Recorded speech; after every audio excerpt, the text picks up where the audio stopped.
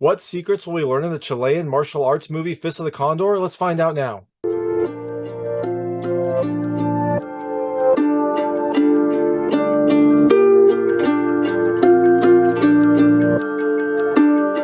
Hey everyone, this is David Stark from Watch Your Pass. Today I'm here to talk to you about Fist of the Condor, which is coming to Alumno Drafthouse Theaters on April 4th, 2023, and then it's coming to streaming on Welgo USA's Hi-Yah service on April 7th, 2023. It is a Chilean martial arts film that stars martial arts phenom Marko Zaror as a dual role. He plays both hero and villain in this movie that is clearly inspired by classic martial arts movies, but has a kind of Latin American flavor to it. My hot take is I think you should rent it. I really liked a lot of what this did. I appreciate a lot of what it did. It had this like wonderful style and this old school martial arts feel and some really impressive fight scenes. But the film itself is a little slow and the story is a little confusing.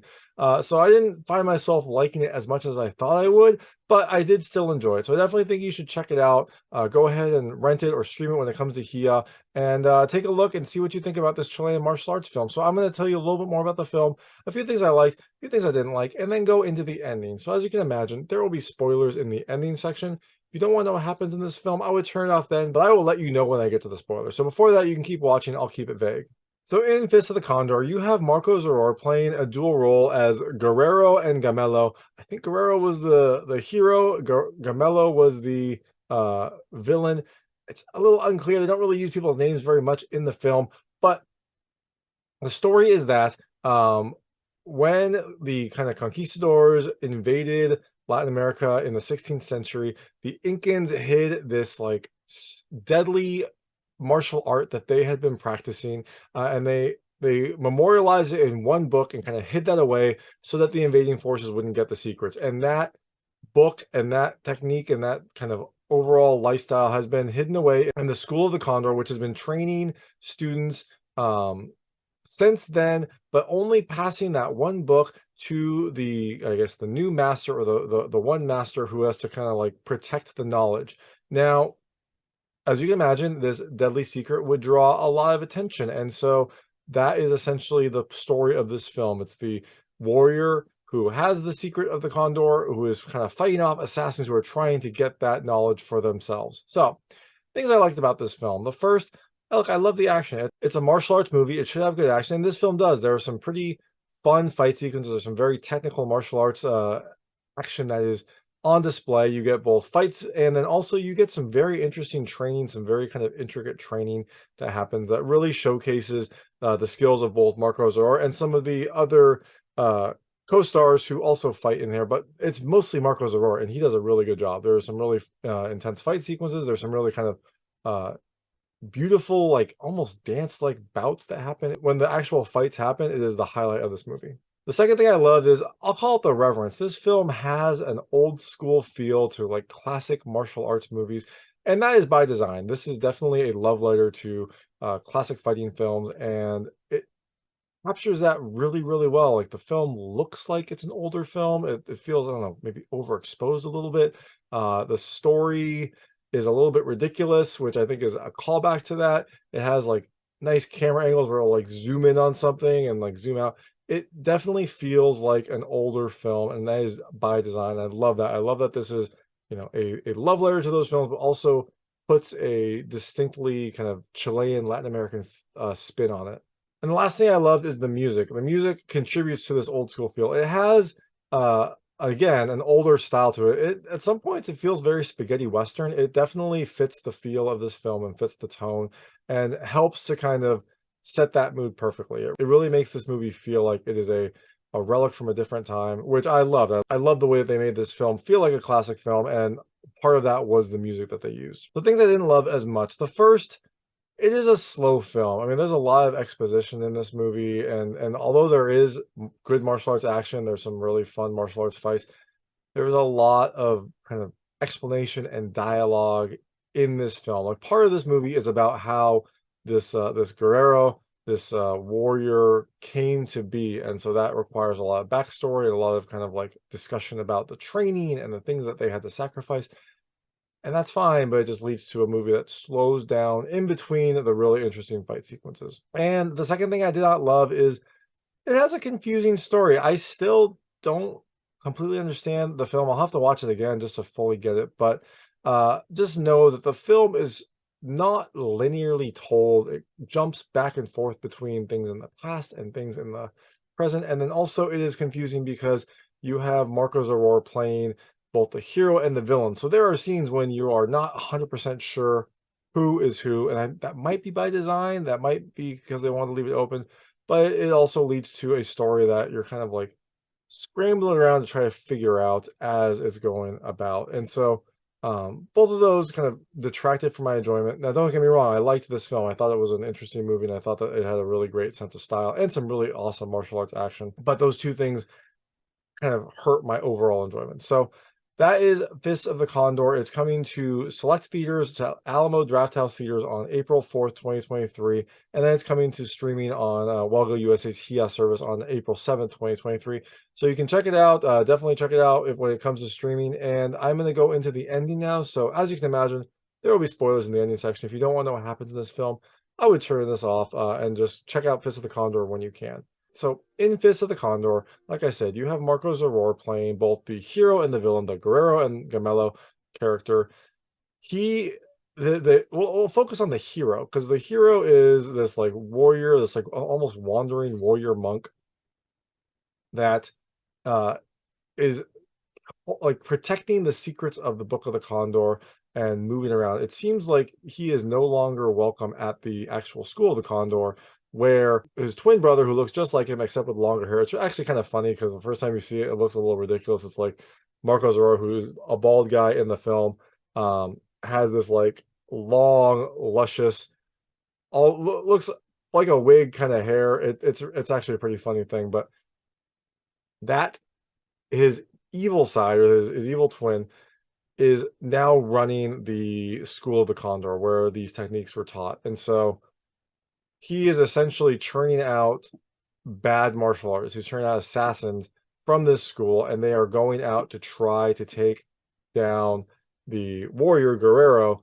and get the book. Now, a lot of the story of the film is like he will be confronted by these warriors that are sent to take him out and have to fight them, which is great, right? It is actually not a bad way to go about. Now, this warrior character is essentially the perfect warrior. He has tuned his body to perfection. He has tuned his diet to perfection. And that is part of where this exposition happens in this film. Like a lot of it is him describing the things that he has to do in order to maintain top fighting form, which was partly by the story, but I think it's also partly Marko Zaror like kind of using this as a vehicle to explain all the things that he has had to do. And look, he looks great, he fights great. Those just weren't the most interesting parts of the film. Now, eventually you find out more about the things that this warrior has had to do to kind of train and become the keeper of the secrets of the Fist of the Condor. When the brothers first went to this school, they first kind of went to the school to try to learn the secrets. The teacher picked one to learn and the other she cast out. And so one of the brothers was like learning the techniques and the other brother was kind of like learning from afar. And it's interesting because, you know, the one brother is part of the school, but the other brother is basically mirroring the things that they are doing to try to learn. And the teacher is encouraging this. It's funny. She like knows he's there and kind of like likes the enthusiasm, even though she didn't choose him to learn. So at the culmination of this training, the the teacher, we'll call her the Condor woman. She bestowed upon the warrior the book of the Condor, the one that has all the secrets. But when she did, she warned him to use discretion because the book has the power of death, and it should only be used as a last resort, only if it's inevitable, not to win personal duels. That brother says, you know, he will protect it. He will, you know, only use it when needed. Now, the other brother is watching this and clearly wants that knowledge. And so eventually that brother, you know, takes over the school and starts saying assassins to go get the book and go challenge the warrior brother. We'll call him Guerrero. And you also find out that this brother took over the school through some other context clues, ended up killing Guerrero's family. So when Guerrero went to go train, he left his family to go train. The evil brother eventually came back to that person, to that home, and like played off that they were the Guerrero returning. And so you see a scene where like the warrior Guerrero is watching as his evil brother goes in and like integrates into the family. Like, okay, that's weird. And you find out later that that brother ended up killing the family, and so this warrior Guerrero has kind of like lost everything in order to pursue his training and also in order to kind of like protect the book. So that then leads this warrior to kind of like just have a nomadic lifestyle. He never stops in any places. He's constantly on the move. And he also has kind of an internal uh deadline for himself. He has this like issue with light. Bright lights cause him like physical pain, and his old teacher, the Condor warrior woman, um, and his old teacher who bestowed the book on him said that he would be blind by 40. So he is kind of like on the clock trying to figure out what to do next. And part of that is just kind of moving around, moving along, training his body and protecting the book. Now, like I said, the bad brother is sending assassins. And so there's one particular assassin that tracks Guerrero down to like a bar where a fight happens, and he's like watching this. And that is when he starts to kind of like follow him. And eventually they meet and fight. They fight in what looks like an old abandoned factory. It is a pretty intense fight. That warrior, that assassin, uses like bright light to try to throw him off his balance. And this had been used earlier in one of the earlier fights. Some bright light had been used, like a mirror to reflect the sun had been used in an earlier fight that almost bested the warrior, but he was able to overcome it. So now you think, uh-oh, this like better martial artist is going to use that light power to stop him. And initially it seems like it's going to work, but then as the kind of as the like assassin is going towards him, the Guerrero just like hits him perfectly, breaks the mirror, and then you find out that he had his eyes closed. He had like learned from that first encounter and like trained in order to be able to fight without his eyes. And there's a nice quote from his old master that says, you know, one day you'll have to confront him, your brother, and you might be blind by then, but the warrior learns to fight in the dark. And so it seems like he has now learned how to overcome his potential blindness, his potential weakness, and fight more. So they have a good fight. They seem to be kind of at a standstill. And then the assassin warrior talks about how his master had killed Guerrero's family. And that seems to hit a nerve with Guerrero. He like, you know, falls to his knees, saddened, and you think, okay, now he's gonna like get taken out. But this is just a ruse. When he's on his knees, he like gets down on all fours and pushes up. He like flies through the air for this new technique, and this like flying fists the assassin guy on his head, splits the head open. You don't actually see it, but you see the aftermath where it's just like a red pool with some matter there. So it seems like he'd finally been pushed to use the deadly secrets of the Condor, and you get to see one of the techniques. So that was pretty cool. Now that that assassin is taken care of, the warrior continues on his like quest, and his brother continues to pursue him. It kind of ends on a stalemate. That is kind of the end of this film.